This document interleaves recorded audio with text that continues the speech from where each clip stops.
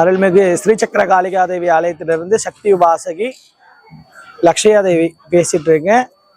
இந்த அருள்மிகு ஸ்ரீசக்கர காளிகாதேவி ஆலயம் எப்படி உருவாச்சுன்னா, எனக்கு 13 வயசுல அம்பாள் வந்து கனவுலையும் முடியிலையும் வந்து காட்சி கொடுத்தாங்க. அதிலிருந்து இப்போ வரையும் 23 வருஷமா இந்த பூஜைகள்லாம் தொடர்ந்து பண்ணிட்டு இருக்கோம். அம்பாளுக்கு ரொம்ப விசேஷமா பண்ணது இந்த மாசி திருவிழா. இது 23வது வருஷம் இந்த பூஜையை நாங்கள் பண்ணிட்டு இருக்கோம். இந்த அம்பாள் எப்படி இங்கே உருவாகினான்னா, முதல்ல குழந்தையா தான் இந்த இடத்துல உருவாகினா, கொட்டால இருந்தாங்க. அதுக்கப்புறம் சிமெண்ட் ஓடு போட்டு பண்ணி வச்சிருந்தோம். இப்போ அம்பாளுடைய அருளால் வந்து ஒரு 23 வருஷத்துக்கு அப்புறம் அம்பாளுக்கு வந்து கோபுரம் கட்டி ஆலயம் கட்டி முறையாக அவளுக்கான பூஜைகள்லாம் நல்லா சிறப்பாக பண்ணிட்டு இருக்கோம். வருஷாந்திரம் நடைபெறக்கூடிய இந்த பூஜைகள்லாம் பார்த்தீங்கன்னா, இதில் முக்கியமாக நடக்கக்கூடியது பார்த்தீங்கன்னா இந்த மாசி திருவிழா தான். நம்ம அம்பாளுடைய முழுமையான பேர் தசமகாவித்யா அப்படிங்கிறது தான் அவளுடைய முழுமையான பேர். நம்ம வணங்குறது வந்து காளி அப்படிங்கிறதால வணங்குறது. இவளுக்கு இந்த மயான கொள்ளை வந்து ரொம்ப சிறப்பாக பண்ணிட்டு இருக்கோம்.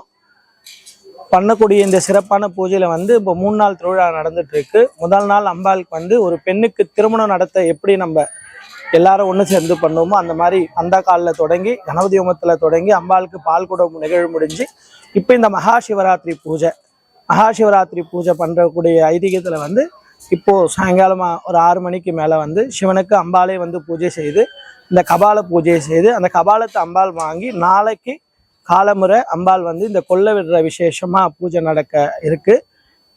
இதில் எல்லாருமே வந்து கலந்துக்கணும். நம்ம கோவிலில் என்ன ரொம்ப முக்கியமான விசேஷம் அப்படின்னா திருமண தடை அது நீங்குது. அம்பாளுடைய அருளால் 13 வயசுல சும்மா விளையாட்டு தினமாக அருள்வாக்கு சொல்ல ஆரம்பித்தோம். இன்னைக்கு 23 வருஷமா இதை பண்ணிட்டு இருக்கோம். இந்த அம்பாளால் சீரடைஞ்சு சிறப்படைஞ்சவங்க எத்தனையோ பேர் இருக்காங்க. இனி வரக்கூடிய பக்தர்களுக்கும் கண்டிப்பாக ஸ்ரீசக்கர காளிகாதேவி அருளால் எல்லா வித கஷ்டங்களும் தீர்ந்து எல்லா நன்மைகளும் நடக்கணும்னு தினமும் அம்பாளை நாங்கள் பூஜை பண்ணிட்டு இருக்கோம்.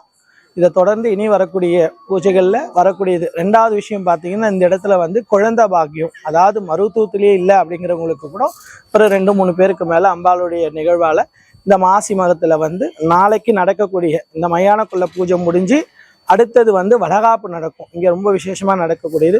இந்த வளகாப்பில் எத்தனை பேர் குழந்தை இல்லை அப்படின்னு சொல்லிட்டு அம்பாளுக்கு வளகாப்பு பண்ணி அந்த அம்பாளுக்கு பூட்டப்பட்ட வலையிலோ அவளுக்கு சாத்தப்பட்ட பொருளோ அவங்க வந்து எடுத்து உபயோகப்படுத்தும் போது மறு வருஷம் வந்து குழந்தையோட தான் இதுவரை இந்த ஆலயத்தில் வந்திருக்காங்க. இதை வந்து சாட்சியாக நாளைக்கு சில பேர் வந்து பேட்டி கொடுப்பாங்க. இந்த கோவிலில் வந்து நடந்திருக்கிறத வந்து சொல்லுவாங்கன்னு நினைக்கிறேன். இதுக்கப்புறம் இன்னும் நடக்கக்கூடிய பூஜைகள் எல்லாம் சீரம் சிறப்புமா நடக்கணும். அம்பாளுடைய அருள் வந்து இந்த இருக்கிற எல்லா மக்களுக்கும் அவளை நாடி வர எல்லாவுடைய பக்தர்களுக்கும் கிடைக்கணும்னு ஸ்ரீசக்கர காளிகாதேவியை நான் மனசார பிரார்த்தனை பண்ணிக்கிறேன்.